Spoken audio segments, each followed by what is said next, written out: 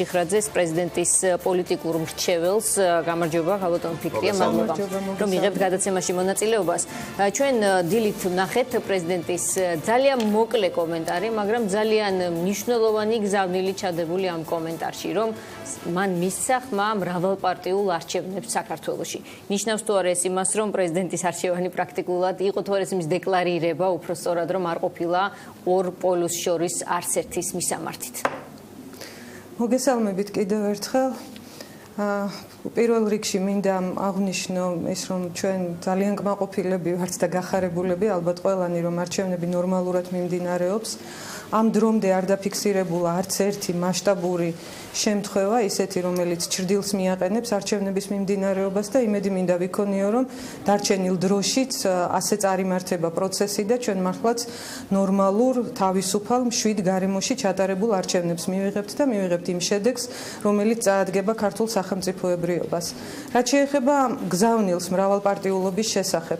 ეს პრეზიდენტს დღეს პირველად არ უთქვამს თქვენ იცით რომ მთელი საარჩევნო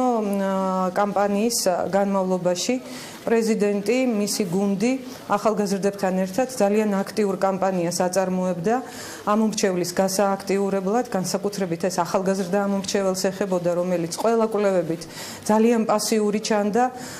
წინა საარჩევნო პერიოდში, ძალიან დიდი იყო თქვენ იცით რაოდენობა გადაუწყვეტელი ამომრჩეველისა და როგორც ჩანს,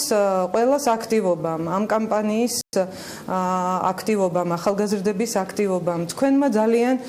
გულისამოჩუყებელმა პოზიციამ, რომ მიუხედავად ასეთი დატვირთული ეთერისა, მოახერხეთ და წახვედით და ხმა მიეცით ამ არჩევნებში, მე ვფიქრობ, ერთობლიობაში ძალიან კარგი შედეგი მოგცა ყველას და იმედი გვაქვს, რომ მართლაც რეალურად მრავალპარტიულ პარლამენტს მივიღებთ, იმიტომ რომ მართლაც არ არის კარგი, თუნდაც ორ პოლუს შორის ჩაკეტილი სიტუაცია, რომელიც მუდმივად ურთიერთდაპირისპირებასა და ქიშფში იყო გადაზრდილი წინა პერიოდში და მრავალპარტიულობა რომ კარგია, მე ვფიქრობ, ამაზე არავინ არ დაობს და ეს ძალიან მნიშვნელოვანი საეტაპო მოვლენა იქნება, თუ კი ჩვენ მართლაც რეალურად მივიღებთ 4-5-6 პარტიას წარმოადგენს საქართველოს პარლამენტში. რაც შეეხება ორ პოლუსს, ამაზე არავინ დაობს, რომ ორი პოლუსი არსებობს, ხომ? კამათის საგანი და ასთა სხვადასხვაობის გამომწვევი არის, არსებობს თუ არა რესურსი მრავალპარტიულობის. ხელოვნურად ამას ვერავინ გააჩენს. შეგიძლიათ გითხრათ არგუმენტები, რას ეყრდნობა თქვენი ოპტიმიზმი, რომ პარლამენტი უნდა იყოს მრავალპარტიული. სად არის ამის საფუძვლები, რის მიხედვითაც ჩვენ შეიძლება მივიღოთ მრავალპარტიული პარლამენტი? ეს უპირველეს ყოვლისა არის ჩვენი ყველას სურვილი და ეს დღევანდელი სურვილი არ არის მხოლოდ საქართველოს დამოუკიდებლობის წლებში პოლიტიკური სპექტრის საზოგადოების მისწრაფება ყოველთვის იყო რომ რაც შეიძლება გონივრულობის ფარგლებში მრავალპარტიული დემოკრატიისთვის ჩაგვეყარა საფუძველი. სამწუხაროდ ხშირ შემთხვევაში ამის შესაძლებლობა არ გვეძლეოდა იმ ხან რევოლუციური სცენარების გამო, ხან გადატრიალებების გამო და ასე შემდგომ, რომელიც უკიდურესად დაპირისპირებულ სივრცეს ქმნიდა წინა საარჩევნო პერიოდში და არჩევანი მხოლოდ შავ-თეთრი იყო. 2016 წლის არჩევნები, მე ვფიქრობ, ამ მხრივ მართლაც ძალიან მნიშვნელოვანია და თავისთავად ის ფაქტი, რომ ჩვენ ვხედავთ, რომ ამომრჩევლის აქტივობა საკმარისად ნორმალურია ამ დროისათვის და ასევე იმედი მინდა ვიქონიო, რომ დარჩენილ დროში არ მოიკლებს ეს აქტივობა, ჩვენ ყველანი გავხდით მომსწრენი მეტნაკლები რიგებისა საარჩევნო უბნებთან, რაც გვაძლევს ამგვარი ოპტიმიზმის საფუძველს. ორ პოლუს, რომელიც დღეს არის წარმოდგენილი მაინც ქართულ რეალობაში, მეტნაკლებად თავიანთი ჩამოყალიბებული მხარდამჭერები ყავდა. თქვენ იცით, რომ ძალიან დიდი წილი იყო, ყველა კვლევა ადასტურებდა ამას, ეგრეთ წოდებული ჩამოუყალიბებელი ამომრჩევლისა, მაგრამ ჩვენი ამოცანა იყო მთავარი ამოცანა, რომ ჩამოუყალიბებელი ამომრჩეველი, რომელიც ნიჰილიზმის გამო თუ არჩევანის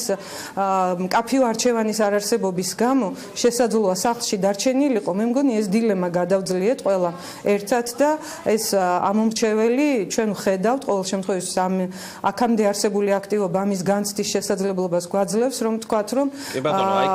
ცოტა დარჩა ალბათ ასეთი ამომრჩეველი, რადგანაც ჩვენმა საზოგადოებამ მაინც გააცნობიერა, მაინც დაინახა ის, რომ მრავალ ფეროვნებაში მრავალპარტიულობაში უფრო მეტი გასაგებია თქვენ ინტერესია არაერთხელ ახსენეთ აი ეს გადაუწყვეტელი ამომრჩეველი ხომ გადაუწყვეტელი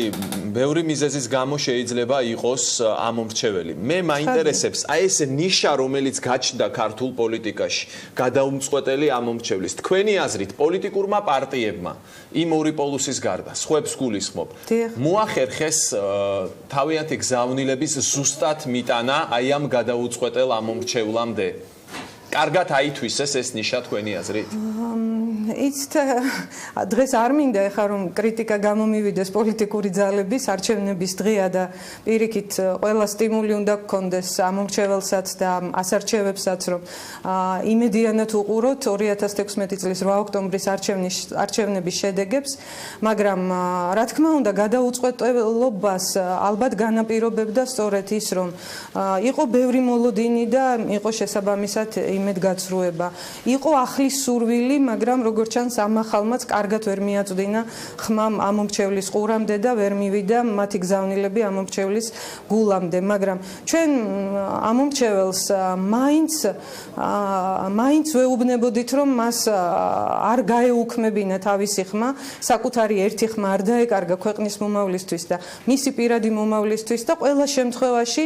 თუ ძალიან მოინდომებდა ადამიანი ასეთი არჩევანი მაინც ყველასთვის არსებობდა შესაძლოა მეტნაკლები პრეტენზიებით შესაძლოა ვიღაცა უკეთესად ახერხებდა ამას ვიღაცა უფრო ნაკლებად მაგრამ გადაუწყვეტელი ამომრჩეველი მეტნაკლებად ნაწილდება ყველაზე იმ პოლუსებზეც და იმათზეც ვინც ამ პოლუსებს გარეთ არის დარჩენილი და მე ძალიან დიდი იმედი მინდა ვიქონიო რომ მიუხედავად ალბათ ბევრი მინუსისა ხარვეზისა ყველაფერი ბევრად უკეთესადაც შეიძლებოდა ცხადია ყოფილიყო და პოლიტიკური ძალებიც ალბათ იზრდებიან